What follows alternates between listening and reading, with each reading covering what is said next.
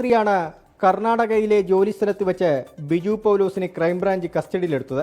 പെൺകുട്ടിയെ ബലാത്സംഗം ചെയ്തതെന്നും കുട്ടി മരിച്ചെന്നും ഇയാൾ അന്വേഷണ സംഘത്തോട് സമ്മതിച്ചു.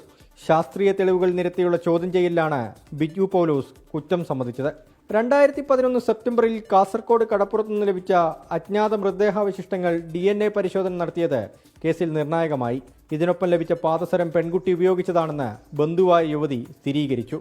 ഇതോടെയാണ് മുൻപ് ബേക്കൽ ഡിവൈഎസ്പിയുടെ അന്വേഷണത്തിൽ പ്രതിപട്ടികയിലുണ്ടായിരുന്ന ബിജു പൗലോസിലേക്ക് ക്രൈംബ്രാഞ്ചിനെയും എത്തിച്ചത്. വളരെ പ്ലാൻഡ് അഫയർ ആണ്. Is not an unsmart person. അതായത് ഒരു ക്രൈം നടന്നു കഴിഞ്ഞാൽ ക്രൈം മറയ്ക്കാനുള്ളതും ആ എവിഡൻസ് ഡിസ്ട്രോയ് ചെയ്യാനും അതിനുള്ള എല്ലാ നൂളാമാളകവും പഠിച്ചിട്ടുണ്ട്. അയാൾ അത് കഴിഞ്ഞ് പഠിച്ചിട്ടുണ്ട്, അത് ഉപയോഗിച്ചിട്ടുണ്ട്. നേരത്തെ ലോക്കൽ പോലീസ് നടത്തിയ അന്വേഷണത്തിൽ mobile phone tower location Biju പൗലോസിനെതിരായിരുന്നെങ്കിലും മൊഴിയിലെ വൈരുദ്ധ്യം കാരണം ഇയാളെ അറസ്റ്റ് ചെയ്തില്ല.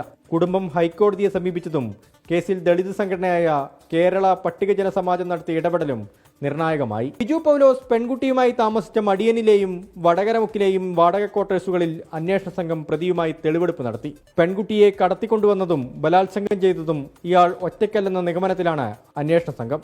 കുട്ടിയുടെ മരണം ആത്മഹത്യയാണോ കൊലപാതകമാണോ എന്ന കാര്യത്തിലും ഇനി വ്യക്തത വരേണ്ടതുണ്ട്.